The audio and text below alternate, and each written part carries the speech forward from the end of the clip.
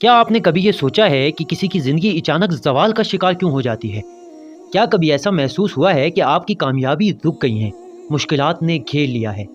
کیا آپ نے اپنے ارد گرد عجیب و غریب حالات محسوس کیے ہیں جن کا کوئی منطقی وضاحت نہیں کی جا سکتی؟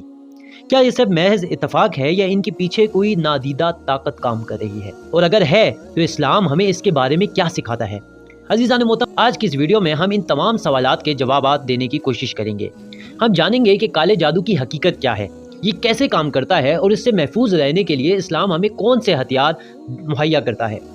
عزیزان محترم، سب سے پہلے ہمیں یہ سمجھنا ضروری ہے کہ اسلام کالے جادو کے وجود کو تسلیم کرتا ہے۔ قرآن مجید میں سورہ بقرہ کی آیت نمبر 102 میں اللہ تعالیٰ ارشاد فرماتا ہے کہ جادو کا علم موجود ہے اور یہ شیطانی عمل ہے۔ حضرت سلیمان علیہ السلام کو جادو کے ذریعے سے بدنام کرنے کی کوشش کی گئی، لیکن اللہ نے ان کی پاکیزگی کو ظاہر کر دیا۔ عزیزان محترم، اسلام ہمیں سکھاتا ہے کہ جادو ایک حقیقت ہے، لیکن یہ ایک شیطانی عمل ہے جس کی سختی سے ممانعت کی گئی ہے۔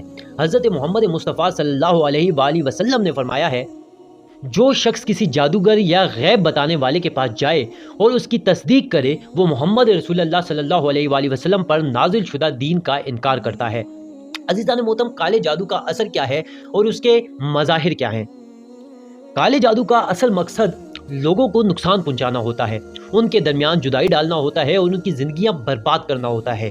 یہ جادو اکثر ان مظاہر کو ظاہر کرتا ہے، جیسے مثال کے طور پر گھریلو جھگڑے اور طلاق کی صورتحال، مالی نقصانات اور کاروبار کی تباہی، اچانک بیماری یا ذہنی دباؤ کا شکار ہونا، خوابوں کے اندر خوفناک مناظر کو دیکھنا۔ عزیزان محترم، شیطان اور اس کے پیروکار انسان کو نقصان پہنچانے کے لیے مختلف طریقے اپناتے ہیں، لیکن ہمیں یاد رکھنا چاہیے کہ شیطان کا اثر صرف تب تک ہوتا ہے جب ہم ایمان و عمل میں کمزور ہوتے ہیں۔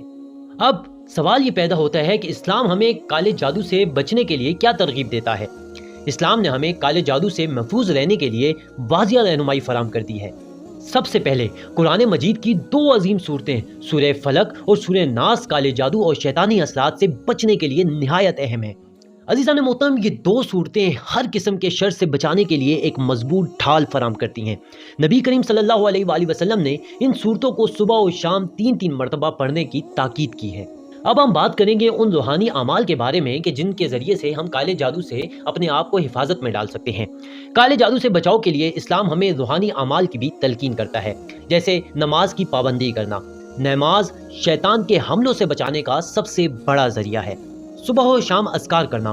نبی کریم صلی اللہ علیہ وآلہ وسلم نے مختلف اذکار کو دن کی شروعات اور اختتام کے لیے سکھایا ہے، جیسے اعوذ بکلمات اللہ، میں اللہ کے کامل کمالات کے ذریعے سے ہر قسم کے شر سے پناہ مانگتا ہوں۔